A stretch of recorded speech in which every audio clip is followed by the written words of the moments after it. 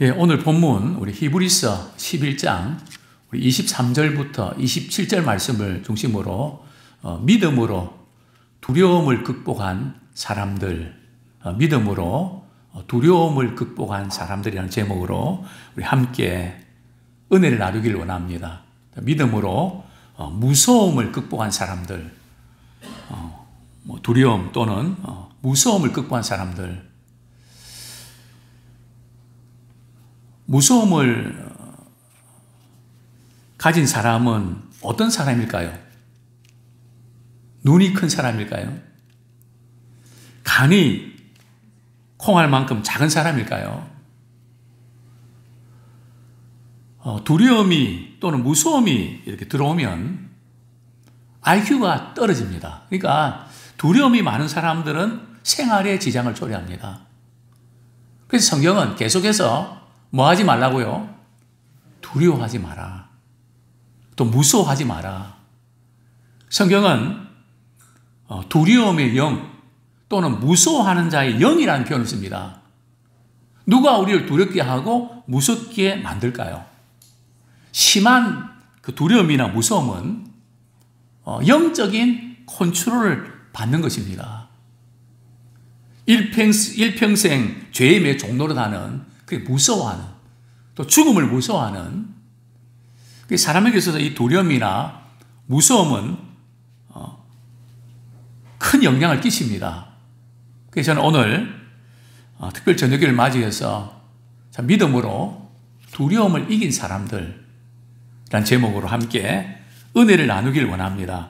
오늘 본문 우리 23절 같이 한번 읽겠습니다. 시작. 믿음으로 모세가 났을 때에 그 부모가 아름다운 아이임을 보고 석 달 동안 숨겨 왕의 명령을 무서워하지 아니하였으며. 우리가 모세가 태어날 때에 당시의 정치적 상황을 우리는 잘 알고 있습니다. 요셉이 애굽의 국무총리가 되어서 참 이스라엘 백성들이 많은 대우를 받았었죠. 그러다 세월이 이렇게 지나서 요셉을 알지 못하는 그런 애굽의 왕이 등극하면서 한순간 이스라엘 백성들은 노예로 전락하고 맙니다. 그런데 이스라엘 가정은 자녀 문제에 있어서 원칙이 있습니다. 둘 낳아서 만족하자 그럴까요? 하나일까요? 이스라엘은 그렇지 않았습니다. 주는 대로 다 낳습니다. 그러니까 애굽에서 말이죠, 지금 이스라엘 자손들이 급증하기 시작하는 겁니다. 그러니까 애굽의 바로왕이 이대로 가다가는 이스라엘 판이 되겠다. 그래서 이스라엘 인구가 증가하지 못하도록 산하 제한을 했습니다. 이제 그 중에서 남자아이가 태어나면 어디로 보내야 됩니까? 나일강행입니다. 딸은 그대로 두었죠. 한번 생각해 보십시오. 산모가 말이죠, 10개월 동안 해산의 수고를 다하고 낳았는데 당시에 참 아들 너무나 귀한데 말이죠, 그걸 나일강가에 버려야 되니까 이런 슬픈 일이, 비극적인 일이 어디 있습니까?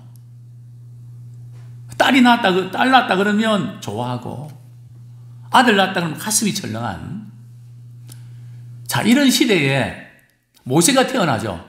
모세의 부모는 둘 다 하나님을 잘 섬기는 레위인들이었습니다. 모세가 태어났는데 아들입니다. 근데 오늘 본문에 보니까 모세는 어떤 사람이었다고요? 그 부모가 아름다운 아이임을 보고, 부모가 그 아이를 딱 바라보는 순간, 모세를 바라보는 순간에 너무너무 아름다운 겁니다. 여기 아름답다는 의미가 뭘까요? 잘생겼다는 의미도 있습니다. 똑똑하다는 의미도 있습니다. 그러나 그 정도에 끝나지 않고요, 지금 이 아들은 앞으로 하나님께서 이 아들 통해서 크신 일을 행할 것 같다 하는 예감이 들었던 것입니다. 아기 모세는 보통 아기가 아니라는 것을 부모는 직감을 했던 거죠. 그래서 어떻게 합니까? 나일강에 데려와서 바로 버립니까?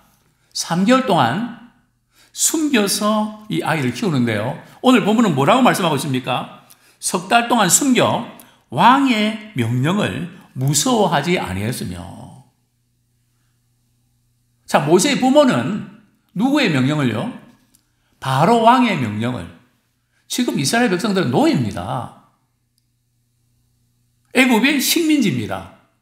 바로 왕의 명령은 말이죠. 이것은 뭐 국법이고 굉장한 거죠. 어기면 살아남지를 못합니다. 근데 몇 달 동안 숨겼다고요? 3개월간 숨겼다는 겁니다. 3개월 지나니까 이 모세의 울음 속에 너무 커서 말이죠. 도저히 어떻게 할 수 없었습니다. 근데 3개월 동안 모세의 부모는 왕의 명령을 무서워하지 않았다는 거죠. 과연 우리는 누구의 명령을 무서워합니까? 전 이번에 참 코로나 때 참 문자 메시지를 많이 무서워하는 것 같아요. 어디서 확진자가 다. 물론 요즘은 뭐 그냥 카톡이나 뭐 문자가 와도 뭐 그러니 하고 이제는 신경 끄는 것 같아요. 초기는 말이죠. 야, 어디에 확진자가 나왔대. 몇 명 나왔대.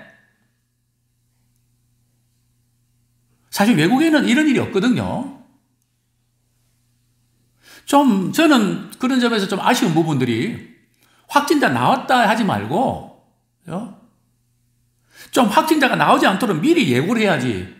뻥 터진 다음에 말이죠. 명 나왔다. 물론, 거기 가지 말라는 뜻도 있겠죠.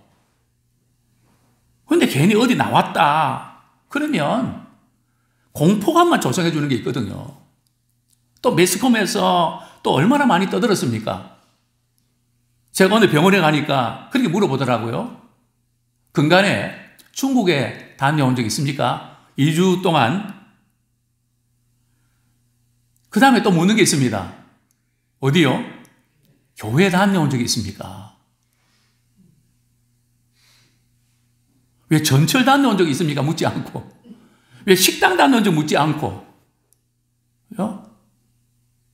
왜 교회 다녀온 것을 묻습니까? 그러니까 젊은 사람들이 30대가 말이죠. 직장에서도 저도 그런 이야기를 들었거든요. 교회 안 나가면 안 되겠냐고. 왜 하필이면 교회냐는 거죠. 근데 많은 그리스도인들이, 물론 뭐 많은 그리스도인이 아닌데 그것을 두려워하고 있다는 거예요. 물론 우리가 건강을 위해서, 다른 사람 유익을 위해서 우리가 수칙을 지켜야 되죠. 그러나 지금까지 질병관리청에서 보고한 바에 의하면 마스크 쓰고 예배드리다가 확진자 걸린 적은 아직 한 명도 없거든요. 전 세계적으로 한 명도 없습니다.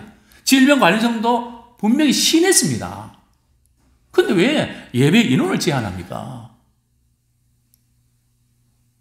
제가 문자를 보내고 막 그래도 말이죠. 매스컴에서 뭐 몇 단계 가니까 말이죠. 그게 그 명령을 더 두려워합니다. 우리는 누구의 명령을 더 두려워야 됩니까? 자식들의 이야기입니까? 남편의 말입니까? 아내의 말입니까? 물론 또 우리 어떤 부분 들어야 되고 그래야 됩니다. 그러나 하나님의 명령과 충돌이 날 때 그것이 죄악된 것 아니고 예배에 관계된 일이면 우리는 그 누구의 명령보다 우리는 하나님의 명령을 따라야 됩니다. 모세의 부모 보십시오. 만약에 걸리면요, 벌금 몇백만 원이 아니라 죽습니다. 자기만 죽는 게 아니라 말이죠. 모세 가족은 다 죽습니다. 그럼 모세의 부모는 뭐가 있었습니까? 믿음이 있었습니다. 오늘 보면 23절에 보면 믿음으로, 믿음을 가진 사람은 왕의 명령이라 할지라도 그것이 하나님의 말씀에 비추어서 잘못됐으면 그것을 무서워하지 않습니다. 정말 이 어려운 이 시대에 우리는 믿음으로 무서움을 극복한 사람이 되기 원합니다. 자, 두 번째로 우리 24절 말씀 우리 같이 한번 읽겠습니다. 시작. 믿음으로 모세는 장성하여 바로의 공주의 아들이라 칭함받기를 거절하고 25절 도리어 하나님의 백성과 함께 고난받기를 잠시 죄악의 낙을 누리는 것보다 더 좋아하고. 모세가 나이 40이 됐을 때 뭐 그런 말 있지 않습니까? 나이 40이 되면 뭐에 책임을 져야 된다고요? 얼굴에 자신의 인격에 책임져야 된다. 근데 모세도 이제 40세가 돼서 말이죠. 자기 부모님으로부터 우리는 하나님의 택한 백성이다. 하나님을 섬기는 백성이다. 늘 그 신앙 교육을 받아왔죠. 절대 그 잊으면 안 된다. 그러나 모세는 어떤 생활을 했습니까? 바로왕의 궁전에서 말이죠. 왕자의 모든 교육과 무예를 배우지 않았습니까? 자, 먼저 우리 이 모세를 생각하기 전에 우리 모세의 그 누이 동생을 잠깐 한번 또 가족들도 잠깐 한번 더 살펴볼 필요가 있습니다. 이제 3개월 동안 말이죠. 숨겨두다가 모세를 더 이상 숨길 수 없어서 갈대 상자 만들어서 말이죠. 또 파도가 치면 물이 들어오니까 역청을 말이죠. 이렇게 바르고. 그리고 이 갈대밭에 말이죠. 띄웁니다. 모세의 누이 미리암이 말이죠. 띄우고 그래서 슬퍼서 그냥 갔나요? 아닙니다. 멀리 서서 말이죠. 어떻게 되는지 기다립니다. 왜냐하면 모세의 누나도 믿음을 가졌기 때문입니다. 분명히 이 아이는 보통 아이가 아닌데 분명히 하나님의 손길이 함께 주실 거야. 그 기대를 가지고 바라보고 있는데 마침 그때 바로왕의 공주가 말이죠. 목욕하러 왔다가 시내들과 함께 말이죠. 목욕하러 왔습니다. 그러다가 갈대 상자가 둥둥 떠다니는 것을 봤습니다. 누가 먼저 봤을까요? 바로의 공주일까요? 시녀들일까요? 아니면 동시에 봤을까요? 공주가 먼저 봤습니다. 우리 출애굽에 보면 말이죠. 공주가 딱 보니까 갈대 상자가 떠다니거든요.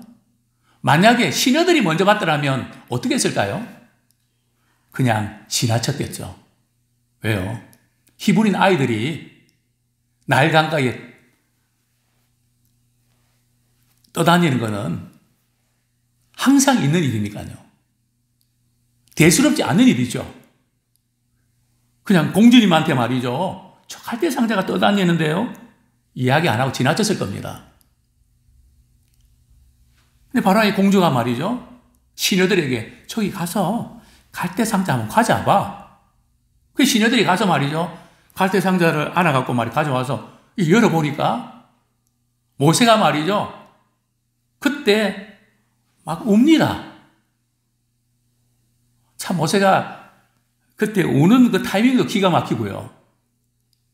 그때 바로왕의 공주가 말이죠. 그 아이를 바라보면서 불쌍히 여기는 마음이 듭니다. 그래서 모세를 입양해서 양자로 삼게 되죠. 그러면 모세는 앞으로 잘만 하면 애굽의 왕이 될 수 있는 왕의 가도를 걷게 될 수 있어요. 물론 보이지 않게 그 알력이 있었지만 근데 이제 여기서 우리가 좀 한번 짚고 넘어야 될 부분들은 말이죠. 모세의 누나가 공주한테 와갖고 말이죠. 뭐라 그럽니까? 혹시 이 아이 젖을 먹일 유모를 혹시 구하지 않습니까? 그 말을 던진다는 게 굉장히 위험한 거 아닙니까? 그 생각해 보셨습니까? 지금 바로왕의 공주가 말이죠. 나 이 아이를 입양할 테니까 혹시 유모를 구해야 되겠다고 말을 했습니까? 안 했거든요. 그냥 불쌍히 여기는 마음, 또 표정은 모세의 누나가 읽었을지 모릅니다. 근데 뭐 그냥 단독적으로 말이죠. 이 아기 젖을 먹여줄 유모를 구하십니까? 그때 말이죠. 바로의 공주가 혹시 이 아이와 무슨 연관이 있습니까? 시녀들 말이죠. 군사들 그 집을 이렇게 습격해서 일가족들 전부 다 끌고 오라고. 우리 아버지가 태어나자마자 날강까지 다 버리라 그랬는데 이렇게 클 때까지 숨겨뒀다고? 정말 굉장히 위험 부담이 큰 액션 아닙니까? 참 모세의 누나가 말이죠. 간도 크죠? 모세의 누나 역시 믿음으로 이 아이가 하나님의 도우심 안에서 분명히 하나님 살려주실 거라고 하는 믿음의 기대가 있었던 겁니다. 자, 어쨌든 모세의 부모도 믿음으로 왕의 명령을 두려워하지 않고 누나도 역시 두려워하지 않고요. 심지어 바로왕의 공주도 하나님에 대한 믿음도 없었지만 아버지가 명령했는데 말이죠. 그 히브리 아이를 말이죠. 키우다가 양자 삼아서 이게 반역죄 아닙니까? 모세의 가족들은 그렇다 할지라도 바로왕의 공주는 말이죠. 그 양자를 삼는 것 자체가 당연했을까요? 얼마나 위험 부담이 크겠습니까? 누가 그렇게 하셨을까요? 하나님께서 바로왕의 공주의 마음을 움직여 주셨던 겁니다. 그러니까 우리 하나님은 말이죠. 믿는 사람의 마음만 움직인 것이 아니라 안 믿는 사람들의 마음도 하나님 움직이십니다. 그거 우리가 아셔야 돼요. 바로의 왕의 마음도 강박하기도 하시고, 물론 하나님은 막 그냥 좋은 마음 가지려고 그때 강박하게 만들었다 그런 의미는 아니고요. 어쨌든 하나님께서 마음을 움직이시는 분이시라는 거죠. 이제 모세가 장성했습니다. 또 나이가 40이 됐습니다. 그러다 어느 날 말이죠. 애굽 사람 한 사람과 히브리 한 사람이 싸웁니다. 그때 모세가 나서죠. 이 모세가 여기 때 나섰다는 것은 그냥 그 두 사람 싸우는데 말이죠. 그냥 좀 말리려고 나선 게 아닙니다. 지금 모세는 이젠 애굽의 궁정을 떠나고 그리스도를 위해서 자기 백성들과 함께 고난받기를 작정했던 겁니다. 그래서 이제 애굽 사람을 때렸는데 죽었죠. 몰래 땅에 묻습니다. 그 다음날 또 히브리인들 두 사람이 싸웁니다. 왜 동족끼리 싸우냐고 말려고 했더니 당신이 우리의 법관이냐 재판장이냐 어제 애국 사람 죽여놓고 왜 우리를 끼어드냐. 그러니까 모세가 말이죠. 일이 탄로가 났구나. 그러면서 두려워합니다. 그리고 미디안으로 도망을 치죠. 자, 여기서 지금 모세는 애굽의 왕자입니다. 왕자가 말이죠. 히브리 이스라엘 백성이 노예한 사람 말이죠. 처리하는 것은 그 당시에 식은 죽먹기 아닙니까? 그 말을 듣고 도망을 쳤다고요? 모세가 그렇게 의기소침한 사람일까요? 그렇진 않습니다. 또 반대로 말이죠. 지금 히브리의 노예들 말이죠. 이참에 그들을 이렇게 자극을 해가고 말이죠. 그들이 혁명을 일으켜갖고 말이죠. 애굽을 타도하는, 그래서 애굽을 자기 나라로 만들어버리는, 이것도 가능하지 않았을까요? 그러나 모세는 하나님의 때가 아닌 것을 알고 이 방법을 택하지 않습니다. 어떤 방법을 택했을까요? 25절. 도리어 하나님 백성과 함께 고난받기를 잠시 죄악의 낙을 누리는 것보다 더 좋아하고, 그러니까 애굽의 궁전을 떠나겠다고 결심하는 겁니다. 그러니까 믿음은 말이죠, 나 믿습니다 하는 걸 끝나는 게 아니라 믿음은 행동으로 옮기게 되어 있습니다. 믿음은 올바른 선택을 하게 되어 있습니다. 하나님 편에 서느냐, 세상의 유익과 쾌락과 그 어떤 그 방향으로 기울어지는가. 물론 세상은 잠시 동안의 쾌락이 있습니다. 유익도 있고 재미도 있습니다. 사람들이 그래서 빠져들죠.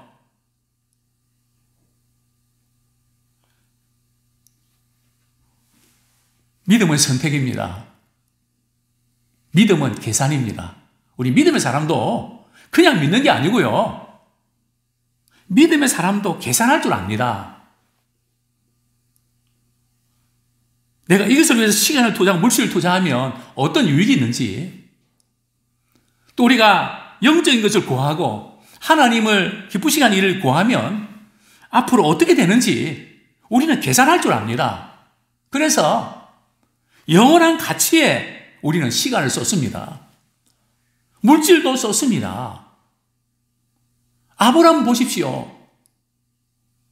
갈대아 우리의 사업기관 다 잡아놓고 말이죠, 하나님 명령하니까 떠나지 않습니까?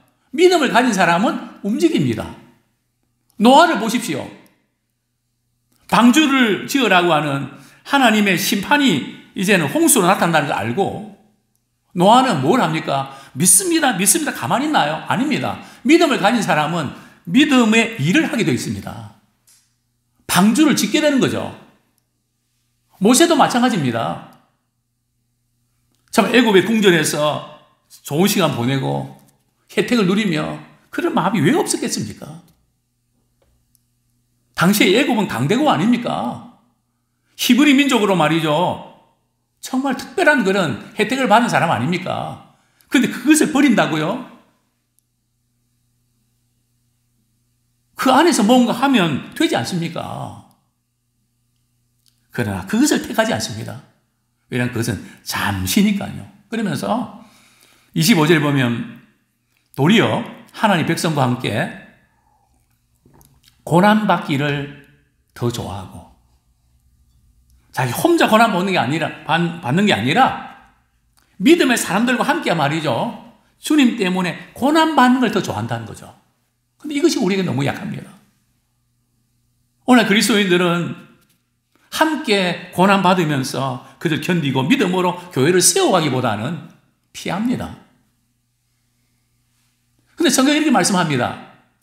우리가 하나님 백성들과 함께 고난받는 그 자체가 그리스도를 위하여 받는 고난이라는 거죠. 이게 연결됩니다.